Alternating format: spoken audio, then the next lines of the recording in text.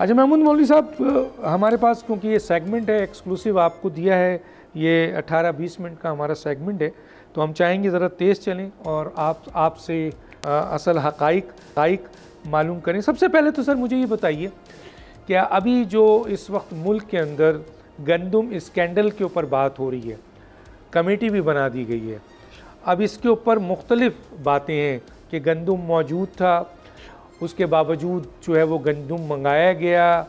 ये भी कहा गया है कि जनाब गंदम की वाफर मकदार थी, $1 बिलियन की मंगाई गई, कोई 85 अरब रुपए इसमें मुनाफा कमाया गया, और जो गंदम ऑलरेडी मौजूद थी अब वो किसान को जो 3,900 में देना था, अब वो ख़रीदने के लिए हुकूमत तैयार नहीं है, और किसान जो है वो बेचारा अब उसको 2,900 में 2,000 में बेच रहा है। तो ये एक्चुअली है क्या ये स्कैंडल सर? बिस्मिल्लाहिर्रहमानिर्रहीम। देखिए, मैं आपको इसको वहाँ से ले चलता हूँ, सितंबर से ले चलता हूँ, जब गवर्नमेंट ने डिसीजन लिया कि जी गंदम इंपोर्ट करना है। वो डिसीजन क्यों लिया गया? वो डिसीजन इसलिए लिया गया सितंबर 2023, आटे का सितंबर 2023 बिल्कुल निगरान हुकूमत सितंबर 2023 थी, निगरान हुकूमत थी। ये डिसीजन इसलिए लिया गया कि आटे का बहरान था और आटा 160-170 रुपए किलो बाज़ार में बिक रहा था, और ख़दशा ये था कि गंदम की कमी की वजह से कि ये आटे की कीमत 200 से ऊपर भी चले जाएगी, 200 सवा 200 हो जाएगी।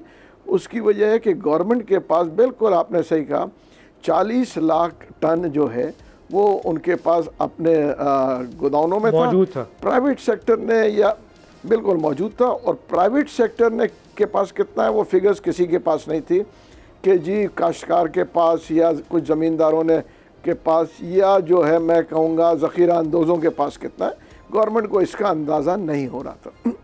40 लाख मौजूद था, मैं फिर रिपीट कर रहा हूँ। यस। अब लोग ये नहीं सोचते कि जी 40 ये 40 टन पंजाब में मौजूद था या ओवरऑल पूरे मुल्क में था सर? नहीं, ओवरऑल पूरे मुल्क में था। ठीक है ना।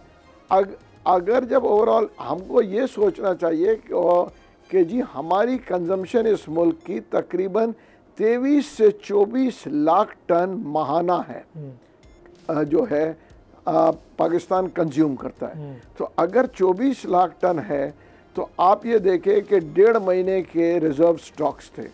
दुनिया भर में लोग जो है 3 महीने 4 महीने के रिज़र्व रखते हैं कि खुदा न खास्ता अगर कोई किल्लत हो जाए तो वो जो है इसको डिस्ट्रीब्यूट कर दे मार्केट में। ये एक नॉर्मल स्ट्रेटजी है। तो ये कहना कि जी 40 लाख था उस वक्त क्यों मंगाया?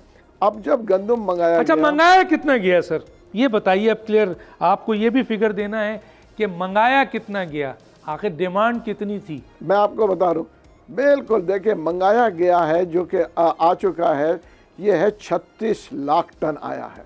ठीक है ना, जबकि मेरा अंदाजे के मुताबिक इसको आना चाहिए था 30 लाख टन, और मगर 36 आ चुका है। इसमें मैं कोई कभी गलत नहीं कहूँगा, 36 लाख टन आ चुका है। 30 लाख टन तो चाहिए ही चाहिए था। इससे फ़र्क क्या पड़ा? इससे मेन इफ़ेक्ट ये पड़ा कि गंदम की कीमतें नीचे आती गई और ऊपर नहीं गई। 150 से 130 हो गई, 120 हो गई। और गंदम की कीमत या आटे की कीमत? गंदम की कीमत या आटे नहीं, आटे की कीमत जो है 130, फिर 120, फिर 115 रफ्ता रफ्ता नीचे आता गया, और गंदम की कीमत 110 रुपये, जो इम्पोर्टेड गंदम है वो शुरू में 110 रुपये में भी बिका, फिर 105, 104, 102, फिर 99, और आज जो है वो गंदम जो है मेरे ख़्याल से 78 और 80 रुपये बिक रहा है, क्योंकि जिनके पास स्टॉक है वो है। अब आप मुझे बताएं, एक तरफ हमारे पॉलिटिकल पार्टीज़ कहते हैं कि जी हमें आवाम को रिलीफ देना है।